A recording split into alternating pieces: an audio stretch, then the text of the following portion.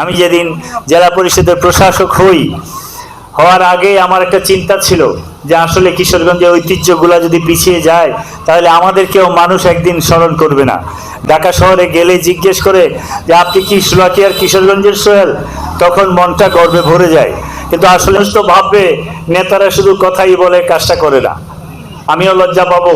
আর যেদিন আমাকে প্রশাসক, আমাদের প্রধানমন্ত্রী, বাংলাদেশের প্রধানমন্ত্রী তারেক রহমান সাহেব বিশ্বাস করে আমাকে বসিয়েছেন, উনি সেদিন বলেছেন সেই মানুষকে অ্যাড্রেস করতে হবে যেই মানুষের সবচেয়ে সমস্যা রয়েছে, সেই মানুষগুলা যারা গ্রামে বসবাস করে। আর সবচেয়ে বেশি জেলা পরিষদের প্রথম শর্তই মানব সেবা, মানুষের কল্যাণ করতে হবে। এটা একটা সেবামূলক প্রতিষ্ঠান। আর এর মধ্যে প্রথম কাজই হয়েছে গুরুস্থান, দ্বিতীয় হয়েছে ঈদগার মাঠ, তৃতীয় হয়েছে মন্দির, চতুর্থ হয়েছে মাদ্রাসা, পঞ্চম হয়েছে স্কুল কলেজ সহ সব কিছু। সুতরাং আমি জেলা পরিষদে বসে প্রতিদিন যত মসজিদ, মাদ্রাসা, ঈদগাহ, গুরুস্থানকে টাকা দেই আর দেই, সেটা তো আর আমার টাকা না, সেটা আপনাদেরই টাকা।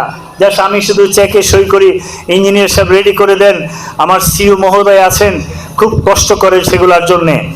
আমরা এই কাজগুলো করি। আমাদের যেহেতু প্রধানমন্ত্রী দায়িত্ব দিয়েছেন, আমি পরে চেষ্টা করে আজকের দিনে অন্তত 1 মাস 17 দিন পরে সেটার উদ্বোধন করে সমাপ্ত করারও ব্যবস্থা করার জন্য টাকা এনেছি। আর টাকা থাকলে সমাপ্ত হইতে আর বেশি সময় লাগে না।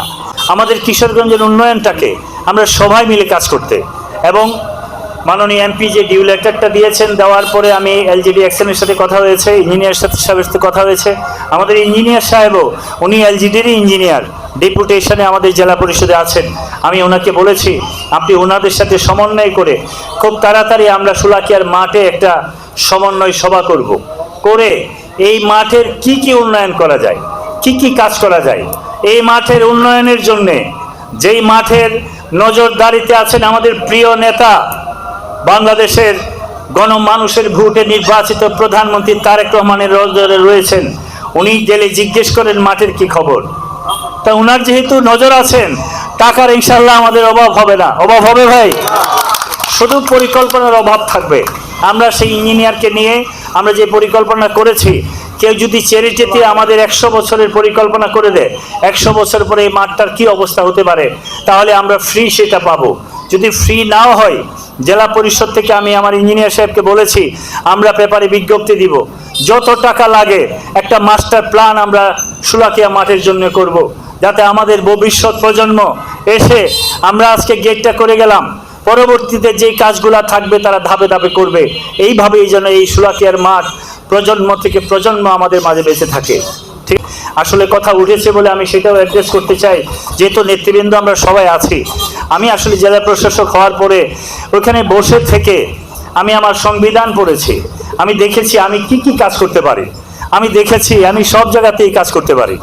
আসলে কাজের জন্যে আপনাকে এত বেশি টাকার প্রয়োজন নাই। আপনি জানেন এই রাষ্ট্রের একজন বড় কর্তা মিটা বইন একটা বিল্ডিং করেছে 36 কোটি টাকা খরচ করে। এই 36 কোটি টাকার বিল্ডিং একটা পাথর ব্যবহার করা হয়েছে, সেই পাথরটা ইন্ডিয়া থেকে ইম্পোর্ট করে।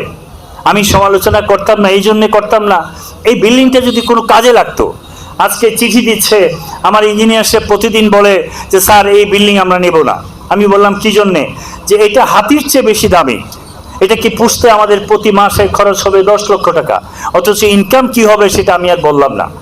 আমরা খুব টেনশনে আছি, চিন্তিত থাকি। এই 36 কোটি টাকা যদি কিশোরগঞ্জে ব্যয় হতো, আপনি শোলাকিয়ার মাঠ বলেন, আর রাস্তাঘাট বলেন, নরসুন্দা নদী বলেন, স্টেশন বলেন, কোনো কিছুই বাকি থাকতো না। আজকে ড্রেন নাই, পানি নাই, এগুলো নিয়ে কথা বলতে হয়, খুব কষ্ট লাগে। আমি যাক সেই সমালোচনায় যাব না। আমি শুধু আপনাদেরকে বলবো যে উন্নয়ন করার জন্যে, কাজ করার জন্য এত টাকারও প্রয়োজন পড়ে না। আমি জেলা পরিষদের প্রশাসক হিসাবে এখনো আপনাদের এই শোলাকিয়ার মাঠে আমাদের প্রায় 40 লাখ টাকার কাজ চলছে। আরও আমরা মনে করতেছি, যেটা সুলতান ভাই বলেছেন, বাউন্ডারি ওয়াল সাইডে যদি ড্রেড করতে হয়, সেটা আমরা ধাপে ধাপে চাচ্ছি না এই বিষয়গুলো একসাথে হোক। এলজিডির সাথে আমরা সমন্বয় করে, আমাদের মন্ত্রী এমপিদের সমন্বয় করে, ইমাম সাহেব যেটা বলছেন 6 জন এমপির বড় কাজ দরকার নাই, প্রধানমন্ত্রী কাজ সব বড় করে দিয়েছেন, উনিই তো বলেছেন করতে, আমরা যা সমন্বয় করব। টাকা দিবেন উনি, টাকা দেয় আমাদের জনগণ, জেলা পরিষদের টাকাও জনগণের। আমরা এই কাজটা সমন্বয় করে করব।